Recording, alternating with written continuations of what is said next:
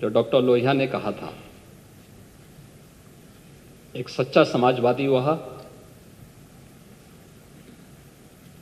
जो संपत्ति और संतति से दूर रहे। आदर्श के रूप में उन्होंने भारत के लिए कहा था कि राम, कृष्ण और शंकर, ये जब तक भारत के 3 आदर्श हैं तब तक भारत का कोई बालबांका नहीं कर सकता है। इन तीनों देव महापुरुषों पर समाजवादी पार्टी का कोई विश्वास नहीं है, क्योंकि आप लोग भारत की आस्था के साथ खिलवाड़ करते हैं। आप मुझे बताइए कि हमारी सोच कहां से सांप्रदायिक है। हम तो सबका साथ, सबके विकास की बात कर रहे हैं। सबसे आदर्श उदाहरण आपके सामने है जब 26 फरवरी को महाकुंभ का समारोह हुआ है। 45 दिन के इस आयोजन ने भारत के विरासत और विकास की एक अनुपम छाप न केवल भारत में बल्कि दुनिया के सामने भारत की छोड़ी है। न जाति का भेद था, न क्षेत्र का भेद था, न मत और मजहब का भेद था। 100 से अधिक देशों के लोग आए, बड़े श्रद्धाभाव के साथ आए। 26 फरवरी को संभल में 56 वर्षों के बाद शिव मंदिर में जलाभिषेक का कार्यक्रम भी हो रहा था। 68 तीर्थों में से 54 तीर्थों को ढूंढना, ये तो हमारी विरासत का हिस्सा है और हमने तो वही किया है। हमने तो वही कहा है कि जो हमारा है वो हमें मिल जाना चाहिए। अध्यक्ष जी, उत्तर प्रदेश के 2025-26 के सामान्य बजट पर चर्चा में भाग लेने के लिए आपने मुझे अवसर दिया है। मैं सबसे पहले तो आपका हृदय से धन्यवाद देता हूं। नेता प्रतिपक्ष समेत उन सभी माननीय सदस्यों का जिन्होंने इस पूरी चर्चा में भाग लिया है, एक बड़ी संख्या है। अब तक 93 सदस्यों ने, जिसमें 59 सदस्य सत्ता पक्ष के हैं या सहयोगी दलों के हैं और नेता प्रतिपक्ष समेत विपक्ष के 34 माननीय सदस्यों ने इस पूरी चर्चा में भाग लिया है। उन सबको भी मैं हृदय से धन्यवाद देता हूं। मुझे अच्छा लगा कि नेता प्रतिपक्ष ने आज अपनी बात को बड़े दार्शनिक अंदाज से डॉक्टर राम मनोहर लोहिया के एक अनुयायी के रूप में अपनी बात को रखने का प्रयास किया है। लेकिन वे स्वयं उसका आचरण कर पाते हैं कि नहीं कर पाते, ये उनको स्वयं भी देखना चाहिए। यद्यपि मैं उनको सुझाव नहीं दे सकता, क्योंकि उम्र में वो मुझसे काफी बड़े हैं और वैसे भी आज की समाजवादी पार्टी डॉक्टर लोहिया का नाम तो लेती है, लेकिन डॉक्टर लोहिया के मूल्यों और आदर्शों से बहुत दूर जा चुकी है। दोनों मुद्दों पर, आचरण के मुद्दों पर भी और आदर्श के मुद्दों पर भी। आपका आचरण, जो डॉक्टर लोहिया ने कहा था, एक सच्चा समाजवादी वह जो संपत्ति और संतति से दूर रहे, वो तो आपकी पार्टी के आचरण से देख सकते हैं।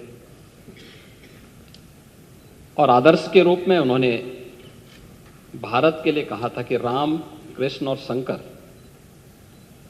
ये जब तक भारत के 3 आदर्श हैं तब तक भारत का कोई बालबांका नहीं कर सकता है।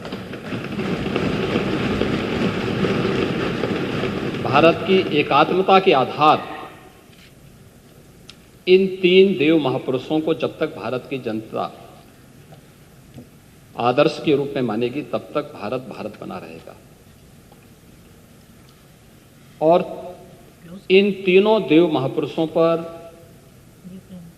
समाजवादी पार्टी का कोई विश्वास नहीं है, क्योंकि आप लोग भारत की आस्था के साथ खिलवाड़ करते हैं। आपने कहा कि हमारी सोच सांप्रदायिक है। आप मुझे बताइए कि हमारी सोच कहां से सांप्रदायिक है? हम तो सबका साथ, सबके विकास की बात कर रहे हैं।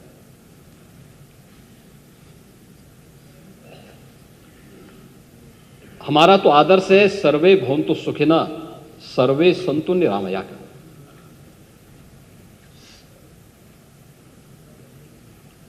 और उसका सबसे आदर्श उदाहरण आपके सामने है जब 26 फरवरी को महाकुंभ का समारोह हुआ है।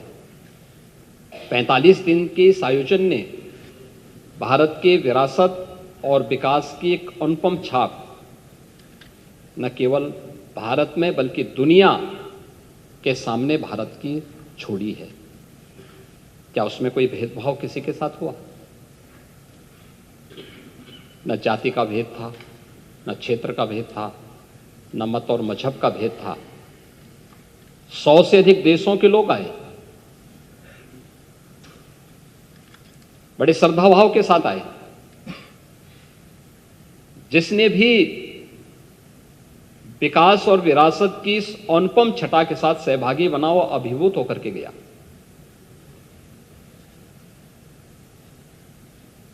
एक पक्ष वह है जो आपके सामने उदाहरण के रूप में है। प्रत्यक्ष को प्रमाण की क्या आवश्यकता है? लेकिन दूसरा पक्ष वह भी था जब 26 फरवरी को संभल में 56 वर्षों के बाद शिव मंदिर में जलाभिषेक का कार्यक्रम भी हो रहा था।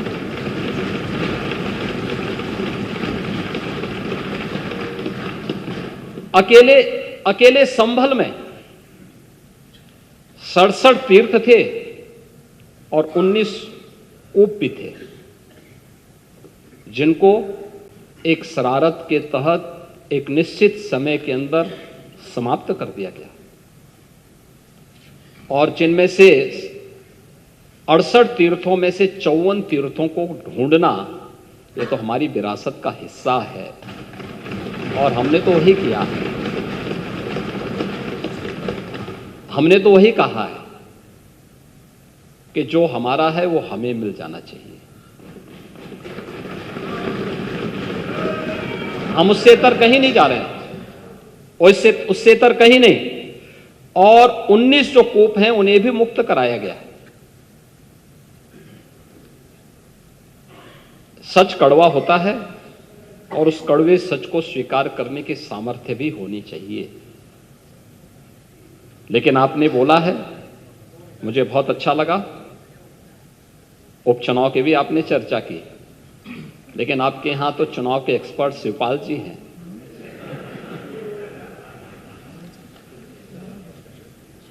और चच्चू से ज्यादा चुनाव कैसे जीते जाते हैं इसको कौन जान सकता है। ये तो हम लोगों ने भी देखा है, बहुत नजदीक से महसूस किया है। और इसीलिए अच्छा ही है, परोपदेश कुशल बहुते रहे, इसी को कहते हैं। ये दूसरों को उपदेश देते हैं आप लोग, लेकिन स्वयं उसको आचरण में उतारे होते तो संभवतः इतनी करारी हार नहीं होती और 2027 में भी इतनी करारी हार नहीं होती।